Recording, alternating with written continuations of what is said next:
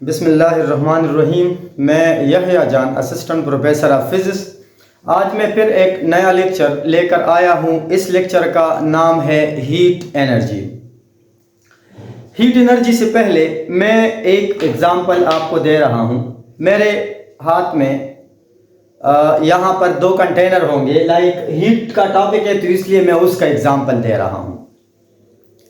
लेकिन इस टॉपिक से पहले आप मेरे other lecture, temperature, internal energy, reversible, irreversible और सारा सीरीज़ आप देख सकते हैं। अभी आपको पता है कि मेरे हाथ में एक ग्लास है और उसमें वाटर है। मैंने उससे इससे मैंने एक घूंट ले लिया। बहुत ठंडा है, इसका टेम्परेचर 0 सेंटीग्रेड है। अब दूसरे हाथ में एक कप चाय है। अब अगर मैं उसके साथ लिप्स लगा दूं तो गर्म है। अब ये बहुत गर्म है और ये बहुत ठंडा है। इन दोनों में इसका टेम्परेचर 0 सेंटीग्रेड है और इसका टेम्परेचर 100 सेंटीग्रेड है। दोनों का डिफरेंट टेम्परेचर है। एक कप चाय है और ये पानी है। अब ये मुझे बताएं कि अगर मैं इन दोनों को कंपेयर करूं तो किसका टेम्परेचर, किसका हीट ज़्यादा है। यह एक मिसकंसेप्शन है।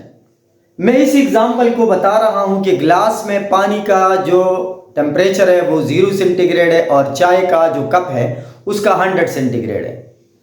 यही एग्जाम्पल मैं यहां दे रहा हूं। एक ग्लास में पानी है, उसका टेम्परेचर थर्मोमीटर पर 100 सेंटीग्रेड है और एक मेरे पास आइस का एक टुकड़ा है, बर्फ का एक टुकड़ा है, इसका टेम्परेचर थर्मोमीटर पर 0 सेंटीग्रेड है। किसका टेम्परेचर ज्यादा है? इसका।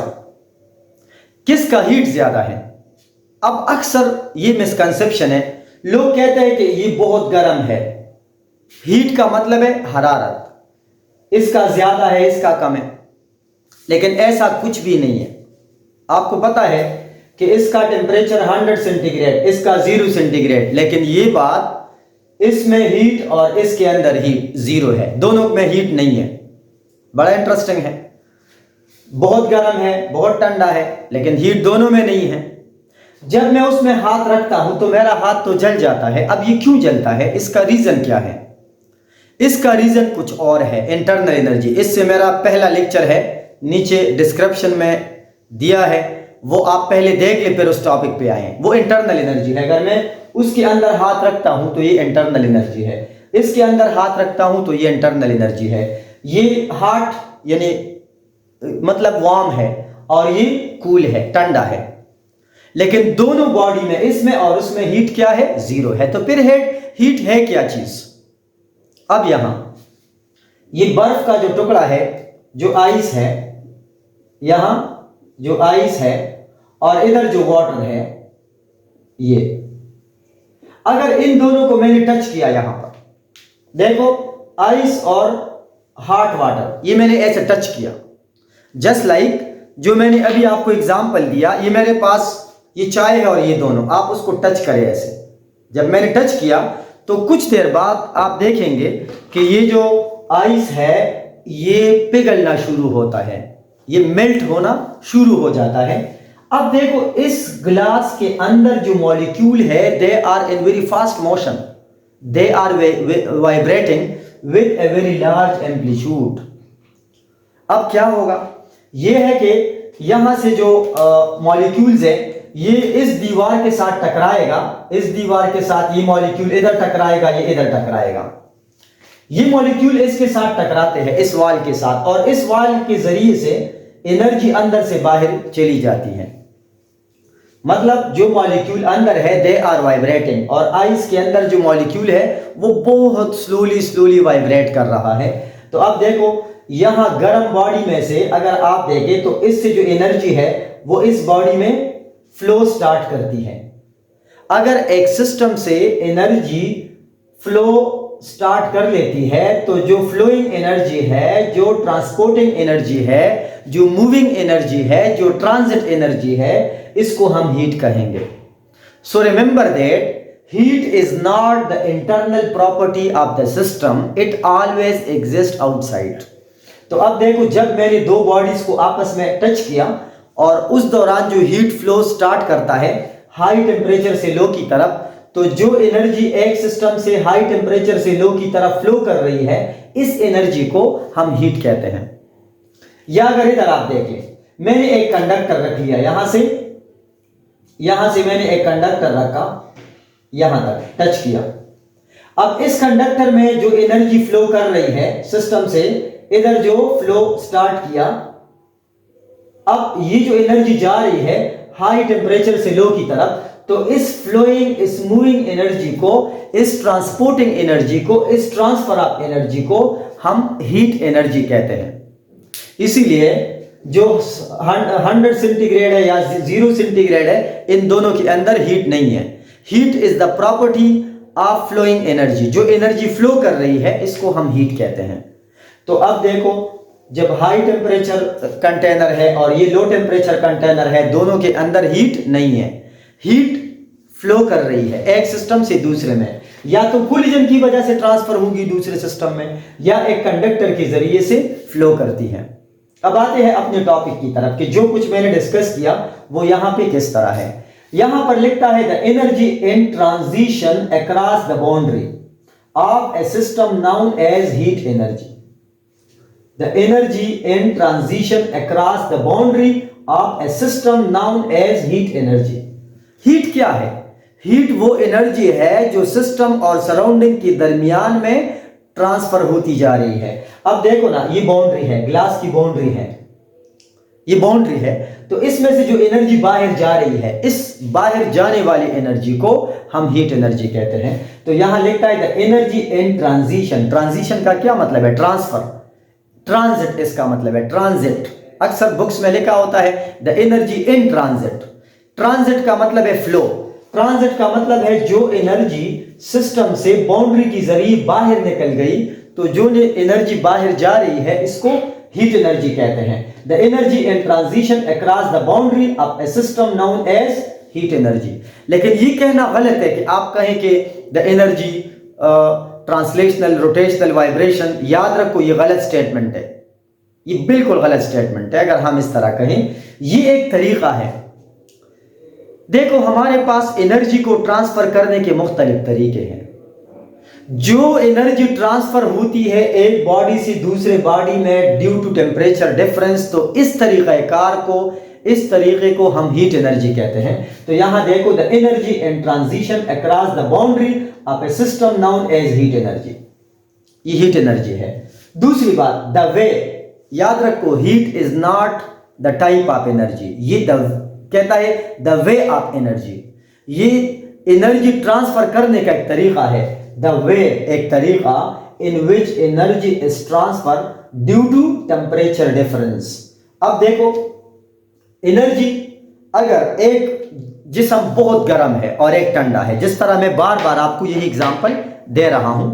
मेरे हाथ में चाय का एक कप है जो अभी थोड़ी देर बाद मैं पीने वाला हूं, और ये जो है ये पानी है। इसको मैं टच करता हूं, ये जहां टच किया मैंने, ये दीवार है। इसमें जो एनर्जी ट्रांसफर हो रही है, इस ट्रांसफर एनर्जी को हीट कहते हैं। लेकिन ये कब ट्रांसफर होगी? जब इसका टेम्परेचर ज्यादा है और इसका कम है, तब ये ट्रांसफर होती जा रही है। अब सिमिलरली अगर मैं यहां पर बता दूं, the way in which energy is transfer due to temperature difference known as heat energy. गर्म बॉडी से ठंडे बॉडी में जो एनर्जी जा रही है इसको हीट एनर्जी कहते हैं। फिर उसके बाद पॉइंट नंबर 3, ये वाला, it is called non mechanical method of transfer of energy, transfer of heat या transfer of energy. Transfer of energy, इसकी जगह आप एनर्जी लिख ले, एनर्जी। ये नॉन मैकेनिकल कैसे कहते हैं? अगर आप किसी चीज पर फोर्स अप्लाई करते हैं और वो फोर्स की ज़ेरे असर हरकत करे, तो ऐसे मेथड को मैकेनिकल मेथड कहते हैं। मतलब मेरे सामने एक ब्लॉक पड़ा है, उस ब्लॉक या टेबल पर मैंने फोर्स अप्लाई किया, अगर इस फोर्स की वजह से बॉडी ने हरकत शुरू किया तो इसको हम मैकेनिकल मेथड कहते हैं। मैकेनिकल, तो याद रखो, हीट एनर्जी ट्रांसफर करने का एक तरीका है, एक नाम है। अगर हम टेम्परेचर डिफरेंस की वजह से एनर्जी ट्रांसफर करें तो इस एनर्जी ट्रांसफर को हम हीट कहते हैं। लाइक मैंने लिखा है, it is called non mechanical method of transfer of energy. हम एनर्जी को ट्रांसफर करते हैं, या मैकेनिकली ट्रांसफर करते हैं या नॉन मैकेनिकली ट्रांसफर करते हैं। अगर मैकेनिकली है तो इसका मेरा एक और लेक्चर है वर्क, उसमें मैं डिस्कस करूंगा। लिखा है, it is wrong to say that the system contains heat. अब ये लिखा है कि ये गलत है, ये कहना गलत है कि सिस्टम के अंदर हीट होता है। Heat is not the internal और the intrinsic property of a system. अब मैं ये नहीं कह सकता कि इसके अंदर हीट ज्यादा है, इसके अंदर कम है, ये गलत है, क्योंकि हीट अंदर होता नहीं है।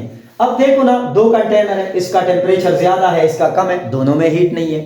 फिर ये जो गर्माइश कास होता है, ये जो गर्माइश हम फील करते हैं, ये एक्चुअली इंटरनल एनर्जी है, ये हीट नहीं है। उसके बाद it is wrong to say that the system contain heat. Heat is the transfer of thermal और इंटरनल एनर्जी। आपको पता है, ये जो ग्लास के अंदर जो जब मैंने हाथ रखा तो मेरा हाथ जल जाता है, इस जलने को हम इंटरनल एनर्जी कहते हैं। जब एनर्जी अंदर पड़ा है तो जो एनर्जी अंदर पड़ा है इसको थर्मल या इंटरनल एनर्जी कहते हैं।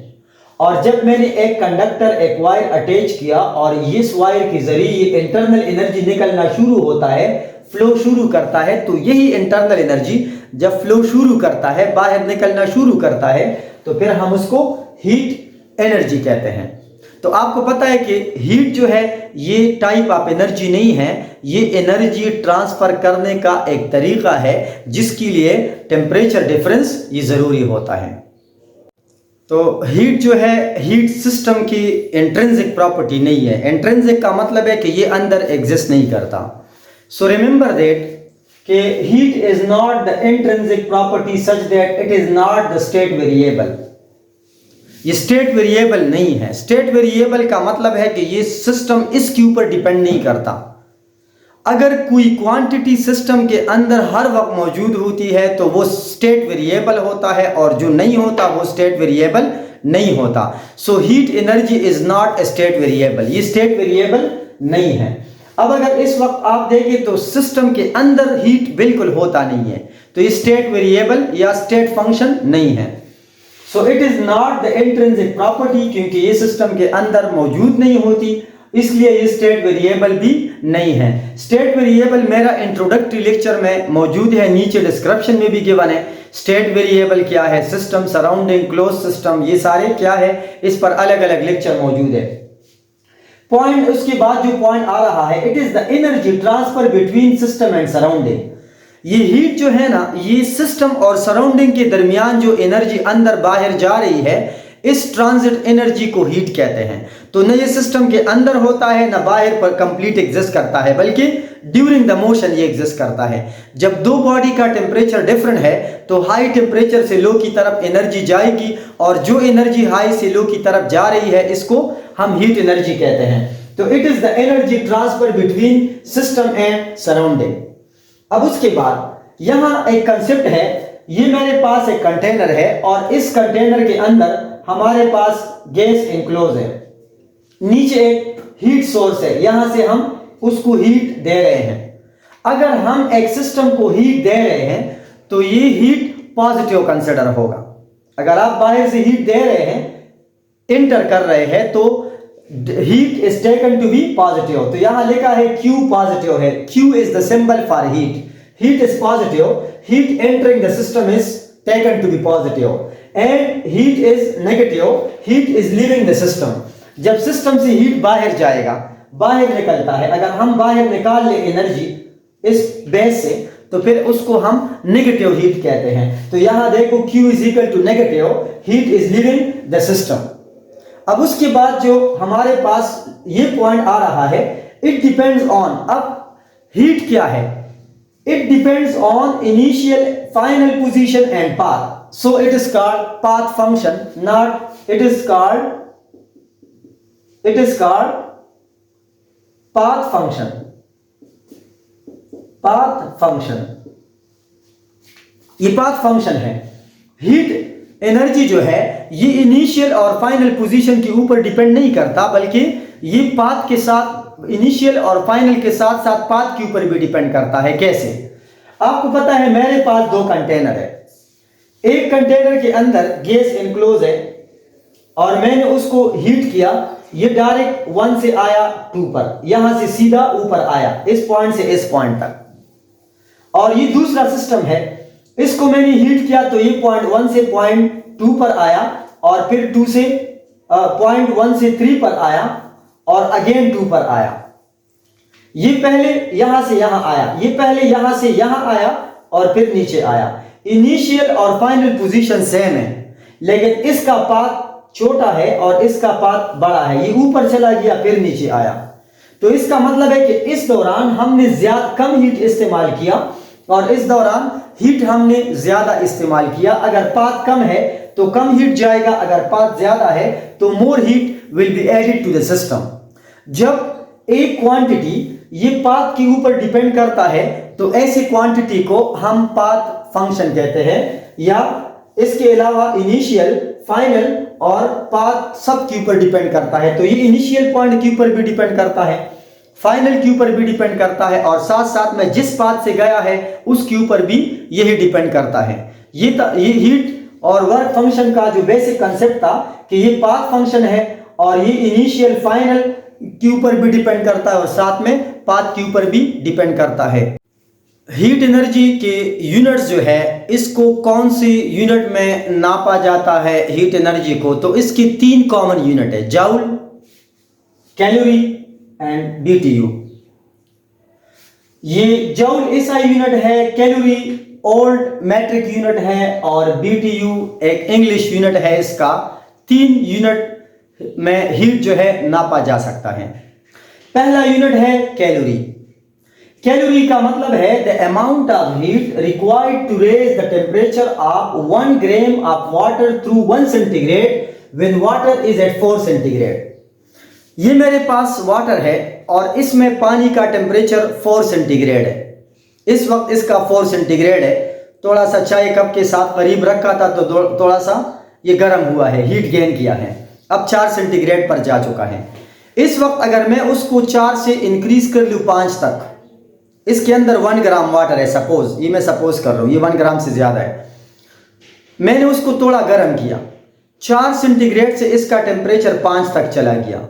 इस दौरान इसने जो हीट एब्जॉर्ब किया, इस हीट को हम कैलोरी कहते हैं। तो यहां पर लिखता है कि अगर हम ये देख लेते, amount of heat required to raise the temperature of 1 gram of water through 1 centigrade when water is at 4 centigrade. Calorie क्या है? कैलोरी में CAL में C छोटा है, तो इस कैलोरी का मतलब है 4.186 जूल। ये एक कैलोरी में इतने जूल होते हैं। और कैलोरी इसमें C कैपिटल है, अगर C स्मॉलर है तो ये उसके बराबर है, अगर कैपिटल है तो फिर ये 1000 के बराबर हो जाएगा, 4000 तक चला गया। तो कैलोरी CAL, ये C कैपिटल है, इधर C स्मॉल है, ये 1000 कैलोरीज के बराबर होता है। तो मतलब कैलोरी क्या है? Calorie is the old metric unit in which heat is measured. The amount of heat required to raise the temperature of 1 gram of water through 1 centigrade when water is at 4 centigrade. Calorie 4.186 joule, kilo calorie ये 1000 calorie के बराबर है। तो इधर C बड़ा है, इधर C छोटा है। एक कॉमन यूनिट जो इस्तेमाल होता है वो है BTU। अक्सर गैस यूनिट, अगर आप गैस का बिल देखें तो उसके अंदर भी लिखा होता है MMBTU, BTU। British thermal unit या एयर कंडीशन में भी इस्तेमाल होता है 1 ton 2 ton. British thermal unit BTU, ये एक इंग्लिश यूनिट है, English. The amount of heat required to raise the temperature of 1 pound of water. 1 pound कितना होता है? 1 पाउंड वाटर का मतलब है 0.45 kg of water at 1 Fahrenheit when placed at 39 Fahrenheit. मतलब ये मेरे पास ग्लास में वाटर है, अगर इसका टेम्परेचर 39 फ़ारेनहाइट है और इसको मैं बढ़ाकर 1 डिग्री में 40 फ़ारेनहाइट तक बढ़ा दूं, तो 39 से 40 तक उसने जो एनर्जी एब्जॉर्ब किया, इस एनर्जी को ब्रिटिश थर्मल यूनिट कहते हैं, RBTU। The amount of heat required to raise the temperature of 1 pound of water at 1 Fahrenheit when placed at 39 1 BTU is 1055 joule, 1055 joule है। नॉर्मली अगर आप देखें तो हमारे पास 3 यूनिट हो गए, जूल, कैलोरी, BTU। ये 3 यूनिट हम उसमें हीट को मेजर कर सकते हैं। नॉर्मल एयर कंडीशन जो है उसमें अक्सर लिखा है कि 10,000 BTU पर आवर, यानी इसका मतलब है कि ये एक कमरे से 1 घंटे में 10,000 हीट को निकालता है, या 10 पावर 7 जूल पर आवर, यानी 1 करोड़ जूल ये 1 घंटे में ये निकालता है। तो इस तरह नॉर्मल एयर कंडीशन अगर आप देख ले तो उसकी ये वैल्यू है, लास्ट में स्क्रीनशॉट भी उसका ले ले। ये हमारे पास डिफरेंट यूनिट है जिसमें आप हीट मेजर करते हैं। इस तरह मैंने थर्मोडायनामिक का एक लेक्चर शुरू किया है, सीरीज शुरू किया है, फुल सब्जेक्ट शुरू किया है, BS FSC, BS engineering, BS physics, BS chemistry, nuclear engineering, हर एक लेवल पर ये सारे लेक्चर मैं शुरू मैंने किया है। आप हर एक लेक्चर से आगे भी कुछ लेक्चर है, पीछे भी कुछ लेक्चर है, उनको देखने के लिए मैंने नीचे डिस्क्रिप्शन में भी लेक्चर के लिंक्स दी है। और इस तरह के लेक्चर को सुनने के लिए आप मेरे इस चैनल पे रहिएगा, फिजिक्स विद प्रोफेसर यहया जान। Thank you very much.